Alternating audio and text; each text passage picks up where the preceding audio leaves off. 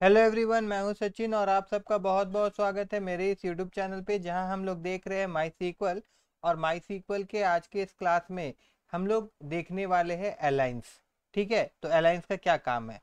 सबसे पहले तो मैं यहाँ पे एक चीज़ दिखा दूं आप लोगों को। जैसे मैं यहाँ पे एक टेबल को सेलेक्ट करूंगा, टेबल का सारा डाटा को मैं सेलेक्ट करने वाला हूँ। तो उसके लिए मैं यहाँ लिख रहा हूँ सेलेक्ट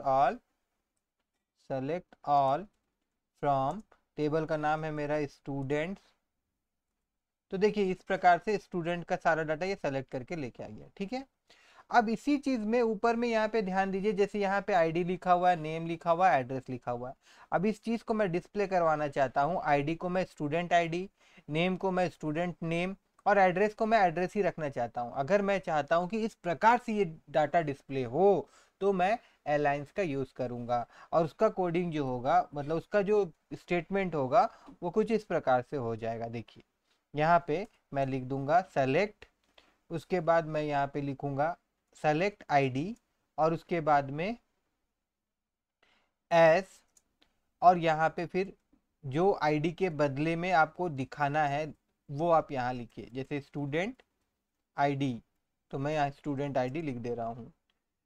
उसके बाद फिर क्या है, नेम। तो यहाँ पे हम लिखेंगे नेम, उसके बाद एस एंड देन यहाँ पे स्टूडेंट स्टूडेंट नेम।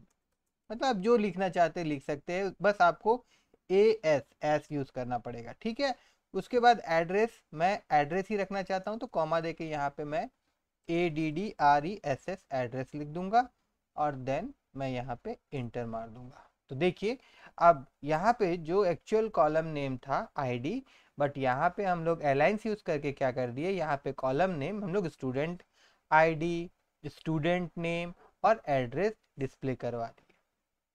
ठीक है, ये तो रहा एक बात। अब और एक चीज देखिए, जैसे कि मैं एक टेबल आपको और दिखाना चाहता हूँ। यहाँ पे मैं लिख रहा हूँ सेलेक्ट ऑल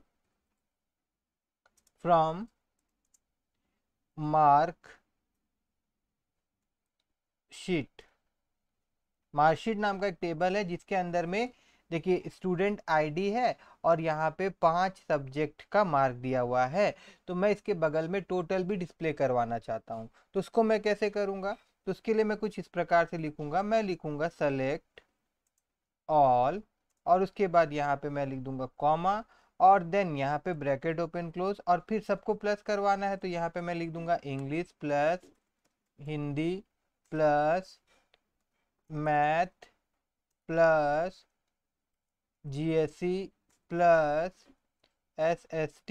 ठीक है, और इन सबको दिखाना मैं कैसे चाहता हूँ, टोटल हिसाब से। तो एस टोटल लिख दूंगा यहाँ पे, टोटल। एंड देन टेबल का नाम क्या है, मार्क, SHEE सीट, मार्कशीट। और उसके बाद मैं इंटर मार दूं तो देखिए यहाँ पे एक आपका टोटल का फील्ड भी आ रहा है। ठीक इसी प्रकार से अगर मैं चाहूँ तो यहाँ कॉमा दूं और फिर मैं यहाँ पे ब्रैकेट दूं और फिर मैं यहाँ पे लिख सकता हूँ English plus Hindi plus math plus GSE plus SST और यहाँ पे डिवाइडेड बाय 5। ठीक है, और यहाँ मैं लिख दूंगा AVERAGE एवरेज।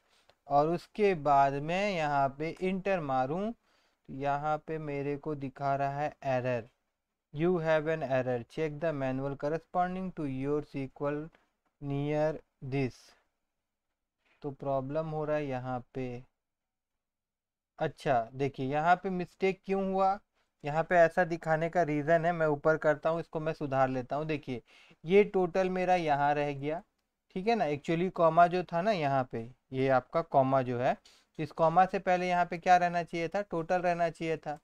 ओके, तो यहाँ पे मिस्टेक था हमारा, कोई बात नहीं है। अभी हम लोग इसको सुधार लिए और एक बार फिर से इंटर अगर हम लोग मारते हैं तो देखिए यहाँ पे सारा सब्जेक्ट का मार्क, यहाँ टोटल और उसके बगल में एवरेज भी डिस्प्ले हो रहा है।